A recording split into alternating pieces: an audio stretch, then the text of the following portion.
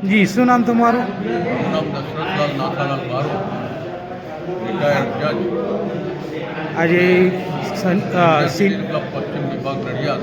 હું છેલ્લા 9 વર્ષથી પ્રમુખ તરીકે સેવા બજાવું છું. આજ રોજ સિનિયર સિટી ક્લબ પશ્ચિમ વિભાગ નડિયાદની સામાન્ય સભામાં રાજેન્દ્રભાઈ શાસ્ત્રીને આમંત્રિત કરેલ. તેઓ ગીતા કથાકાર છે અને તેઓએ સારું એવું ગીતા ઉપર પ્રવચન આપ્યું. સિનિયર સિટીઝનો માટે ઉપયોગી, તમામ ગૃહસ્થો માટે ઉપયોગી અને જીવનમાં એક મોટું ભક્તિનું પાસું બંધાય અને ગીતા જ્ઞાનથી ગમે એવા પ્રશ્નોનું નિવારણ કરી શકાય એવું એમણે ખૂબ જ સુંદર ગીતા જ્ઞાન પ્રવચન આપ્યું. ત્યારબાદ પરેશભાઈ બ્રહ્મભટ્ટ કે જે પરેશભાઈના પિતા ગજેન્દ્રભાઈ શિક્ષણ સારી રીતે આપતા હતા અને પરેશભાઈ બ્રહ્મભટ્ટ હાલ સિહુજ હાઈસ્કૂલમાં સેવા આપે છે તથા સિનિયર સિટીઝન ગુજરાતનું જે ફેડરેશન છે એના પોતે મહામંત્રી છે અને મહામંત્રી તરીકે સેવા આપી રહ્યા છે. એમણે પણ સિનિયર સિટીઝનોને જે ઉપયોગી થાય એવા ઘણા બધા વક્તવ્યોમાં એમણે સારું એવું પ્રવચન આપ્યું તથા સિનિયર સિટીઝનો માટે કોઈ પણ પ્રશ્ન ઉદ્ભવે, કોઈ પણ સેવાની જરૂર હોય તો એમનો સંપર્ક સાધવાની પણ એમણે વાત કરી.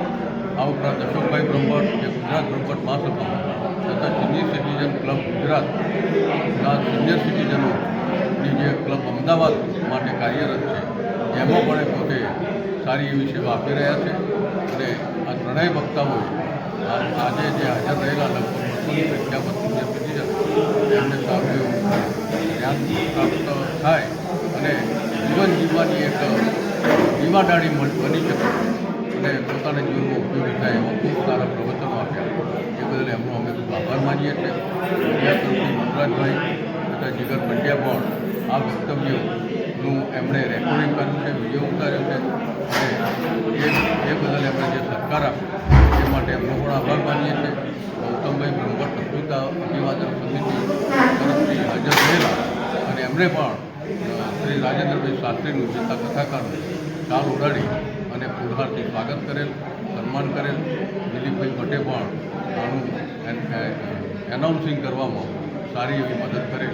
એમનો પણ આભાર માનીએ અને સભ્યો જે હાજર રહ્યા તથા કારોબારી સભ્યોએ પણ આમાં સહકાર આપ્યો એ બદલ પણ એમનો ખૂબ આભાર માનવામાં આવે છે. જય ભારત. મેં તો પહેલી વાર સાંભળ્યું છે. આપ જ બતાવી દો ને. ગીતાના 9 રહસ્યો નથી, મારી દ્રષ્ટિએ અનેક રહસ્ય છે, પણ અમે નવે જ્યારે અટક્યા અને આ ગણિતવાળા એમ કે આ પૂર્ણાંક છે, બરાબર, 8મી વખત જ્ઞાન કા આરાધક પડે છે નાહી બ્રાહ્મણ ને એ પણ એ એમને વાણિયાભાઈને આપણે આગળ લઈ જઈશું, અનંત પર લઈ જઈશું. બાકી ધીસ ઇઝ ફાઇન. ઓકે જી, માફ કરજો, તમે જાણતા હો તો કહેજો, મને કઈ વાંધો નથી. ઓકે ઓકે, ચલો. તો હવે ઉમાણું સુધી પ્રશ્નો પણ રહ્યા નથી, નિષ્પ્રશ્ન થયા છે. તમે મને મારી વાણી પવિત્ર કરવા માટેની તક આપી. ઘણી વારો છે, હું માનતો છું કોઈ વાણી આપતો હશે, બેસ્ટ વાણીઓ છે તો લઈ આવો. હા, અને એ 18મા અધ્યાયના 43-44 શ્લોકમાં છે. હા, કૃષિ ગૌરક્ષ છે વાણિજ્યમ વૈશ્ય કર્મસ. અને આપણે ત્યાં તુલાધાર વિશે મહાભારતમાં પ્રસિદ્ધ છે. એટલે નવનો આટો કોઈ વૈશ્ય લઈ આવ્યા છે અને મારી સાધના બ્રાહ્મણત્વની છે. મેં બી વૈશ્ય હું. મારી બહુ મોટી ભૂલ થઈ છે. પછી મેં ભગવાન સમક્ષ જઈને એવું કહ્યું, ભગવાન પાસે જઈને એવું કહ્યું કે અત્યારે તો સહજે તો અમે તમને જાણતા હતા, અનુભવતા હતા, તમારી નિશ્રામાં રહેતા હતા, પણ હવે તમે પ્રધાન ગમન જવાના તો અમે કલયુગ આવતો આવવાના પ્રજા અને લોકો ક્યાં જશે, તમે ક્યાં હશો? મારા જ્ઞાતિ બંધુ પણ છે, એનો થોડો મોહ રહે, પણ એ મોહ અર્જુનના ધૃતરાષ્ટ્રના મોહે દુનિયાને લહુલુહાણ મહાભારત આપ્યો અને અર્જુનના મોહે આ સંસારને ગીતા આપી. અમારા જ્ઞાતિ બંધુના મોહે અહીંયા ગીતાનું સેશન આપની વચ્ચે થયું.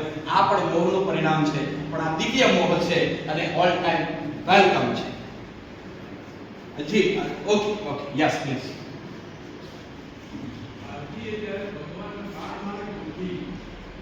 સંતાનને ક્યાં આપે તો કે મોટો સાહેબ થાય, મોટો સંપત્તિવાન થાય પછી એમાં આપણા નરેન્દ્રભાઈ જે ઉભા થાય ભાઈઓ બહેનો 500,000 की નોટ ફટાકા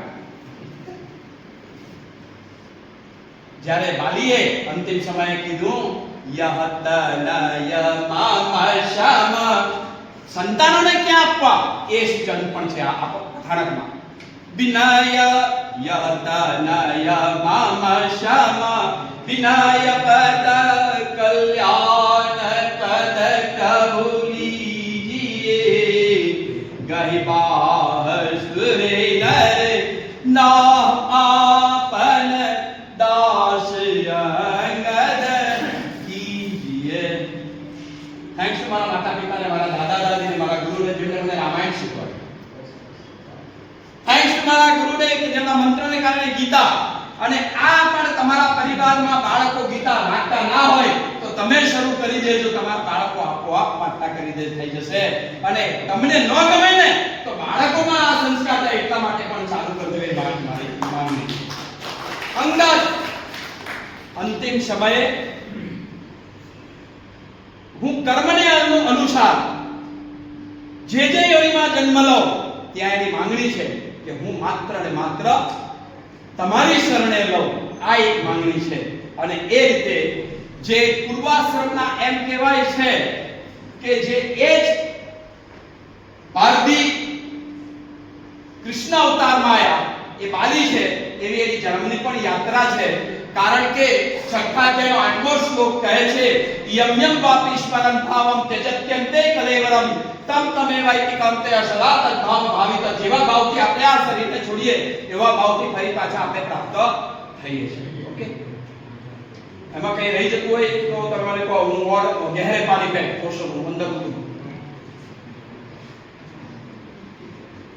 અહીંયાથી અટકાવું છે કે હજુ અંદર જવું છે બોલો મને મને મને 4 શબ્દોમાં કહી દો કેટલું જવું છે અંદર શું જવાબ મળે છે હા બોલો બોલો બોલો મને લાગ્યું ને એટલે મેં પૂછ્યું કોઈ નતું પૂછ્યું ભગવાને કલ્યુગમાં ક્યાં રહી છે કળિયુગમાં ક્યાં રહી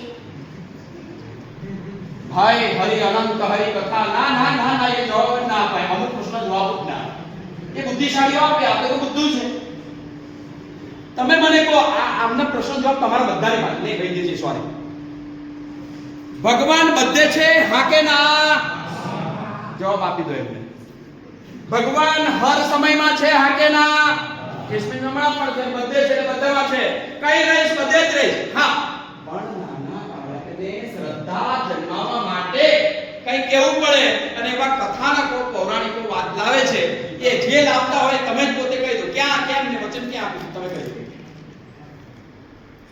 ભગવાને એમ કહ્યું કે હું ગીતામાં રહીશ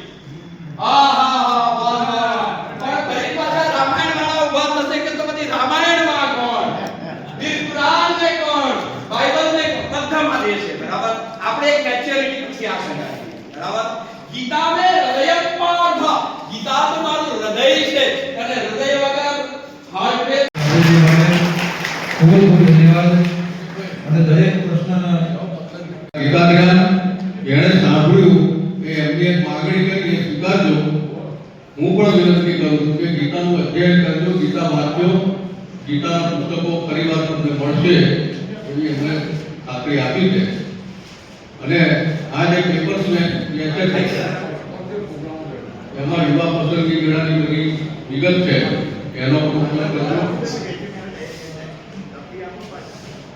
જી